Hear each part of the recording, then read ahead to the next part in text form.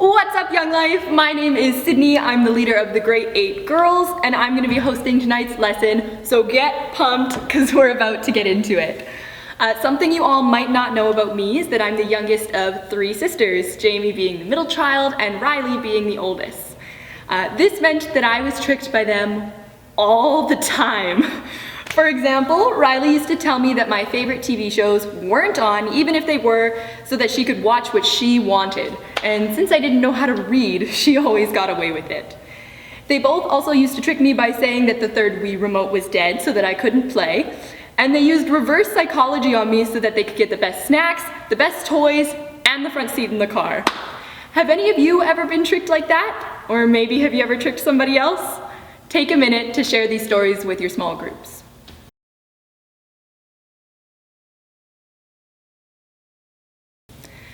Thanks for taking the time to discuss this with your small groups. The thing about tricks is that they cause you to believe in something without any proof. And when you realize that whatever you were led to believe is fake, you always end up getting hurt. I believed that my favorite TV shows weren't on, even though I didn't have any proof. And many years later, when I learned that I'd been tricked, I was quite upset with my sister for the many hours of Dora the Explorer that I missed. You know, I've had people tell me before that the church was tricking me into believing in Jesus. And for me, that raised a lot of questions, like how do I know with certainty that I can have confidence in Jesus? Where is the proof that he is who he says he is? How do I know that I'm not being tricked again? So let's break this down for a minute. One of the reasons we can believe in Jesus is because the Bible tells us that we can, and we can trust in the Bible. The Bible is one of the most, if not the most, reliable texts in history. A reason for that is that it's never changed. Whenever someone would set out to make a copy of the Bible, 2 people would hover over the writer's shoulder to make sure that there wasn't even a slight difference between the 2 copies. Talk about pressure, but it's a good thing because now we can say with certainty that the Bible has largely stayed consistent. Some people might argue that the Bible was written way too long after the life and death of Jesus to be deemed accurate.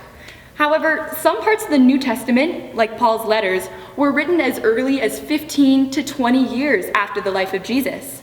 That means that there still would have been people alive to debate the events that were written about. If they were lies, they would have been debunked a long time ago by people who were there to experience it. Knowing all the facts, we can be sure that the Bible is accurate, and so we can have confidence in Jesus. There's also proof outside of the Bible that Jesus did exist, and that he was resurrected. Let's quickly go over some of the arguments you might hear about his resurrection. Some people have disputed that Jesus never really died. They believe that Jesus simply passed out, and then when he regained consciousness, he started walking around and telling people that he was raised from the dead.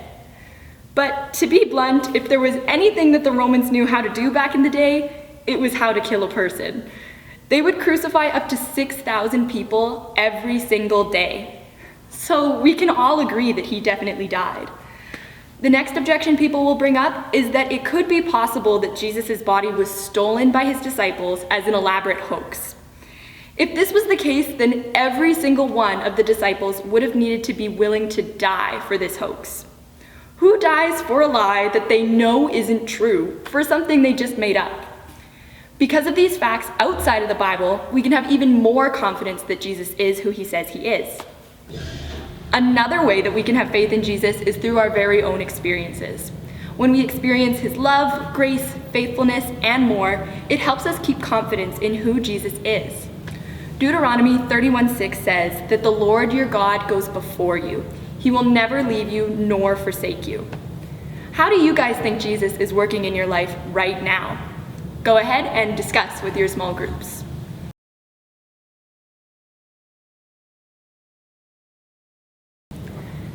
Thanks for sharing.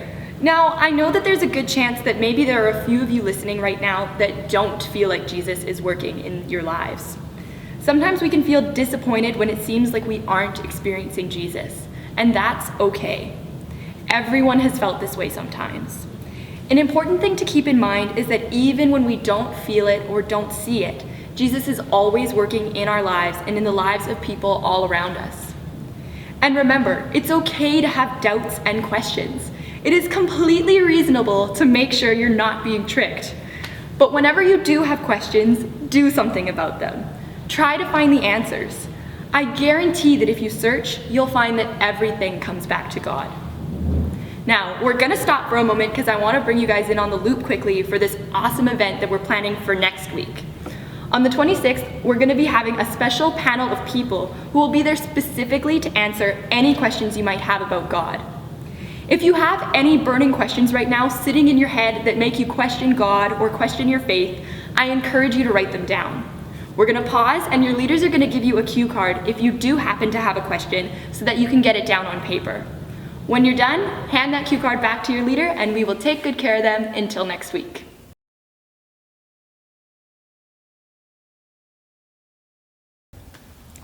So now we've been over the main reasons of how we know that we can have confidence in Jesus.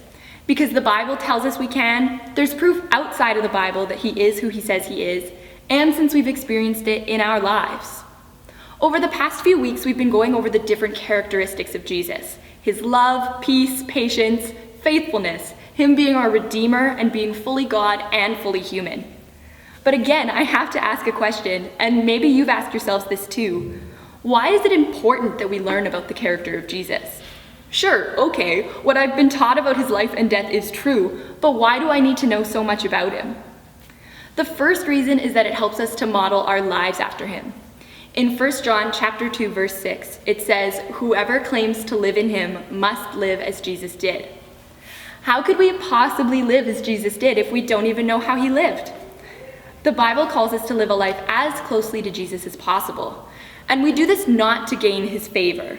There's absolutely nothing that we could do that could make Jesus love us any more or any less.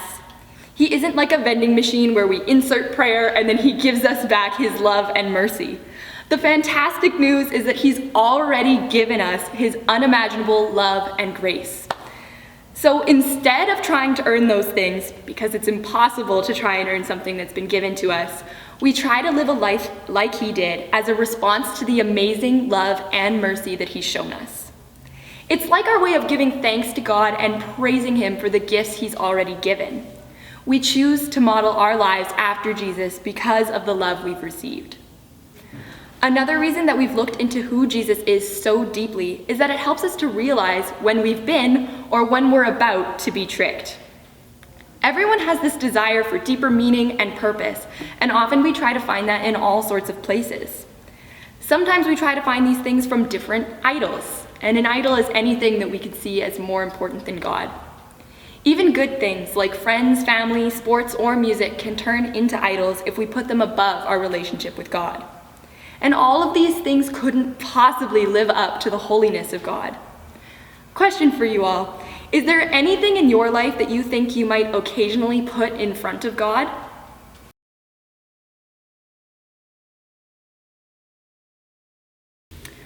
I know that this was a super jam-packed lesson with tons of information, so I'm gonna bullet point the main ideas. If you're going to remember anything from this, I hope that it's these two things. Number one, we can have confidence in Jesus because, amongst other things, the Bible tells us that we can, there's proof outside of the Bible, and we've experienced him in our own lives. And number two, we choose to learn about the character of Jesus so that we can recognize false idols and so that we can live like he did, not to try to earn his love, but as a response to the love that he freely gives us. I'm going to close this out for the night in prayer. Hey God, thank you so much for the students and leaders who have chosen to come to Young Life on their Friday night to have fun in community, but also to learn more about you, God. This week, help us to have confidence in you, but also help us to search for answers to our questions so that we can have a deeper understanding and a deeper relationship with you, God. I ask that as the week goes on, that we'll recognize where you're showing up in our lives and that we'll be eager to learn more about you. I pray that you bless the rest of our evening. Your will be done. Amen. Have a great night, Young Life, and good luck with your last mini